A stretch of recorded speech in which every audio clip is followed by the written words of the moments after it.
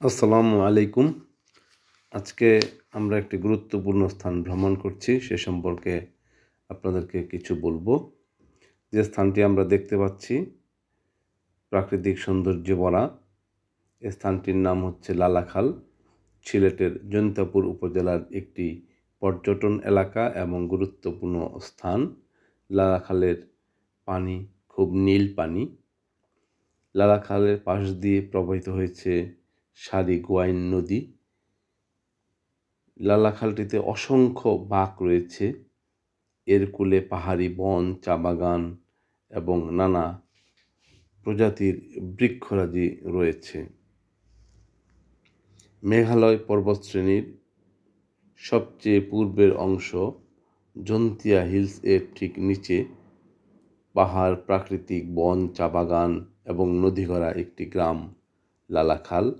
সিলেট থেকে প্রায় ৩৫ কিলোমিটার দূরে অবস্থিত এই লালাখাল নদী ভারতের চেরাপুঞ্জি পাহাড় থেকে উৎপন্ন হয়ে বাংলাদেশে প্রবেশ করেছে।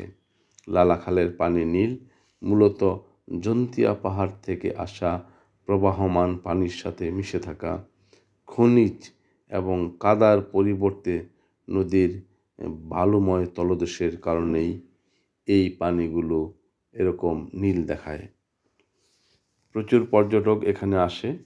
আপনারা যদি কেউ এই জায়গায় আসতে চান তবে সিলেট এসে সিলেট থেকে চলে আসতে হবে জৈন্তাপুর প্রাইভেট কার, মাইক্রোবাস কিংবা সিএনজি যুগে। এসে মূল রাস্তা থেকেই নৌকা ভাড়া করতে হবে। নৌকা ভাড়া এখানে ১৬০০ টাকা। প্রায় ১ ঘন্টার উপরে সময় লাগে জিরো পয়েন্ট যেতে। আমরা একটা নৌকা ভাড়া করেছি এবং নৌকা ভাড়া করে আমরা সামনের দিকে যাচ্ছি। সামনে ভারতের পাহাড় দেখা যাচ্ছে।